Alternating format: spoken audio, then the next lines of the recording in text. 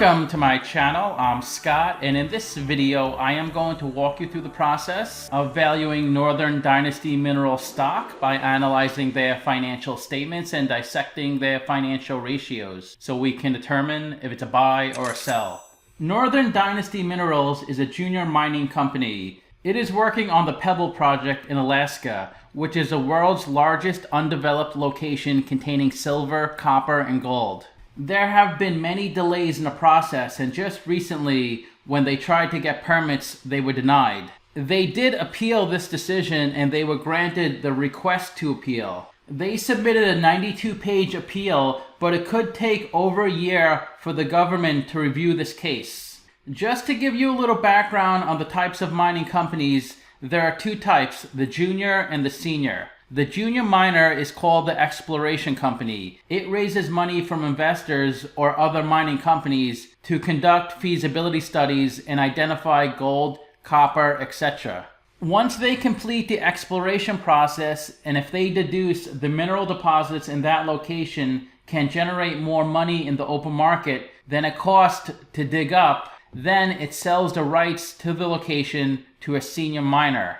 It is much riskier investing in a junior miner because 99% of the time they go bankrupt before identifying anything. The flip side is when they are successful, the stock blows up and can 10, 20, or 30x your money. The best way to find a quality junior miner is to try to learn about the company's projects by understanding the grade of the metal, how many tons of it are available, and where it's located. It needs to be in a safe area with little political interference. You need to be able to get to the location ideally by driving, and you also need access to water, power, etc. Let's talk about the senior mining company. A senior miner has lots of experience, is well capitalized, and is actively mining different commodities and selling them. To value a senior miner, you need to look at the projects it has and the amount of potential metal it can pull from those projects and gauge the future price of those commodities. When you invest in a commodity-linked company like a miner, the company is at the mercy of the market price of the commodity. You can do all the analysis in the world, but if you are invested in a copper mining company and the price of copper drops 70%, the stock will tank. Copper supply may start to suffer if demand keeps increasing. 43% of copper is used in building construction, 20% in electronics, 20% in transportation equipment, 10% in consumer products, and 7% in machinery. Copper is more prevalent in EVs than regular cars. A conventional car has 18 to 49 pounds of copper. Hybrid electric vehicles contain 85 pounds. Plug-in electric vehicles use 132 pounds. And battery electric vehicles contain 183 pounds. Also, a lot of communities are getting electric buses for their public transportation. A hybrid electric bus contains 196 pounds of copper, and a battery electric bus has 814 pounds. EVs are expected to grow from 5 million to 140 million by 2030. EV charging infrastructure uses lots of copper, which of course will grow as more and more people buy hybrid or electric vehicles. The greener we get as a nation, the more demand there will be for copper. An immense amount of copper is used in wind and solar infrastructure. A single wind farm contains between 4 million and 15 million pounds of copper. To give you an example what a ton of copper can make, it can manufacture 100,000 mobile phones, or it can manufacture 10,000 laptop computers, or 500 AC units, or 50 cars, or 10 homes. This company is headquartered in Vancouver, British Columbia, Canada, and was founded in 1983. It started trading in 87 and can be found on the TSX, New York Stock Exchange, Deutsche Börse, and London Stock Exchange. Let's get started with the model. This is a small cap company, 301 million market cap. They're trading at 57 cents a share, and they have 529 million shares outstanding. We're looking at the ticker that trades on the TSX, so all the numbers in this video are in Canadian dollars. The company also trades in the US. The ticker is NAK. Let's look at their financials. Free cash flow is cash flow from operations minus capital expenditures. They have negative free cash flow every year. Net income is the profit or loss on the income statement. That's also negative every year. And the reason it's negative every year because they're pre-revenue. They haven't received any revenue at this point. This is the company's income statement. The top line is the revenue, the sales. That's zero every year. Below that is their operating expenses. Here's a breakdown of their operating expenses from their annual report.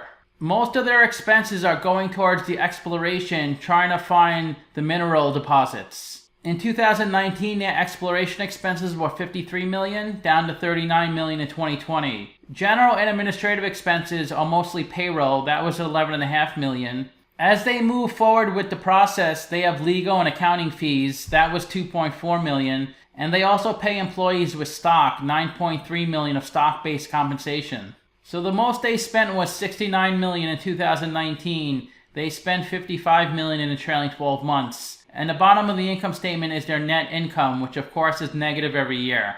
In 2018, the only reason their net income was so much better than their operating income was because they passed through a $50 million gain. This is likely the sale of one of its assets.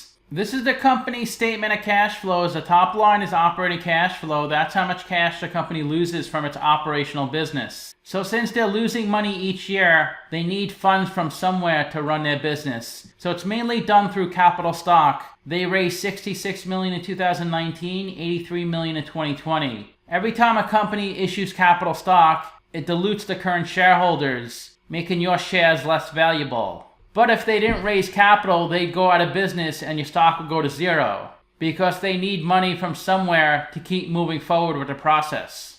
And companies that are pre-revenue generally don't take on a lot of debt because they can't afford to pay the interest on their debt. This is the equity section of their balance sheet. They have $164 million of equity. They raised $700 million from selling their business, and they lost $639 million from running their business. When the positive number in capital stock gets close to the negative number in retained earnings, that's a sign bankruptcy is imminent. Of course, if the company shows some progress, it'll have the ability to raise more capital, which will raise this capital stock number. But if their appeal gets denied, they may not be able to raise more capital, and the company may be forced to go into bankruptcy. Let's look at the capital structure. They have $164 million of equity, $500,000 of debt, so they're 100% equity. And they could pay off all the debt with the cash on their balance sheet and still have $37 million of cash left over. So it's really hard to value this company because it's pre-revenue and there's not much estimates out there. But in one of the company's presentations, they said the net present value of the project they're working on is $4.8 billion. Net present value is when you look at all your future expenses and all your future revenue, and then you discount those numbers back to today's dollars. So that's the value of this project, $4.8 billion. That's what it's worth in today's dollars. This is assuming everything goes as planned. Of course, there's a pretty high chance it doesn't. If everything goes as planned and you take that $4.8 billion, divide by 529 million shares, and we get a calculated stock price of $9. They're trading at 57 cents, so they're trading at a 94% discount. It's a really strong buy according to the model. But why doesn't everybody just put their money into this stock if it's worth $9? Because the likelihood of them making it to $9 is really, really small. So obviously the market doesn't feel the stock is even close to $9, not even $1. One analyst priced this stock, the stock that trades on the New York Stock Exchange, and their price target was $1.20. So you can see the stock has been trading since 1996, so this project has been going on a long time. And the stock peaked at about $20, it looks like in 2010. They must have been getting really close to approval, but it appears things went south and the stock tanked. This is where the stock has been trading the past year. So you can see this big drop. That's the day the permits were denied and there was a huge sell-off. But the stock price was driven way up, past the point where it was before it got denied the permits. This must be when they received approval for the request to appeal. But since then, it's only gone down.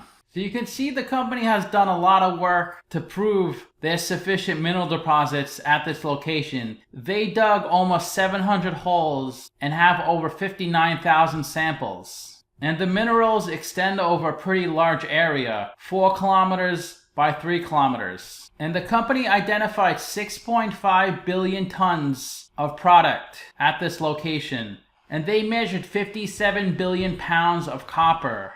With the big EV push in most countries, they may get the green light any day to pull this copper.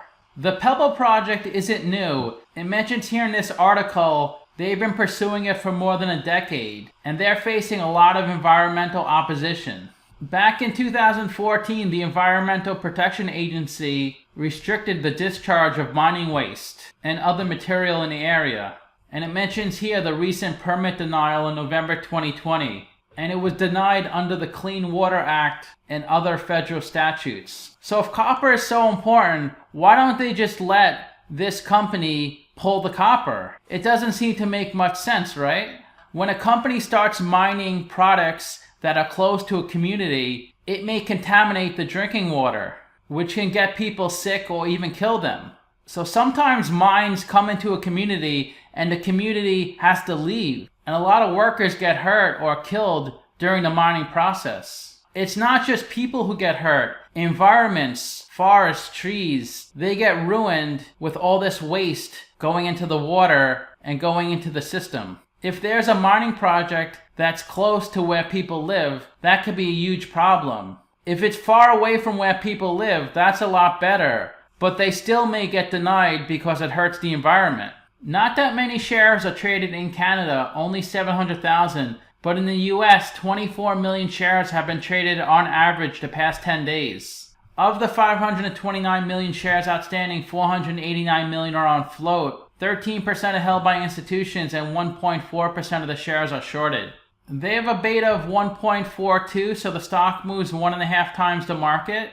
It's gone down 63% in the past 52 weeks, while the S&P is up 26%. The 52-week low was 39 cents. The high was $1.67. And the stock is trading between its 50-day and 200-day moving average.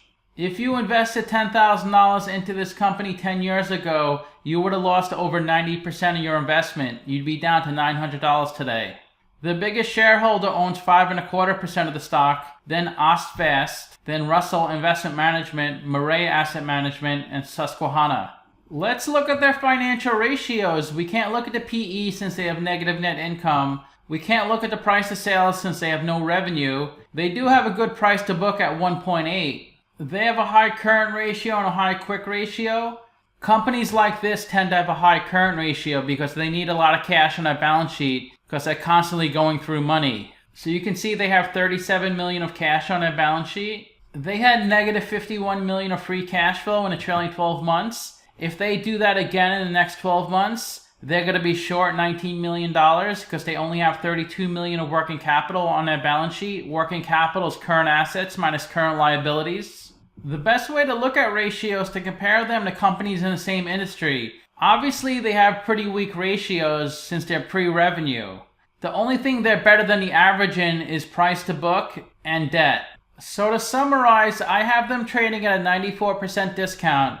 But if you invest in a junior miner, you have to expect to lose all your money because only a small percentage of them actually make money for their investors. The only thing you can do is continue following their project and see if you want to invest more money, or if you do have money invested in them, just take it out if you don't think it's going to go anywhere, the project. I rank their free cash flows, revenue, and ratios 1 out of 10. So let me know what you think. Give this video a like, subscribe, or comment below. Also, if you'd like to get a custom valuation or just support the channel, you can become a member by clicking on the link in the description below. Thanks for watching.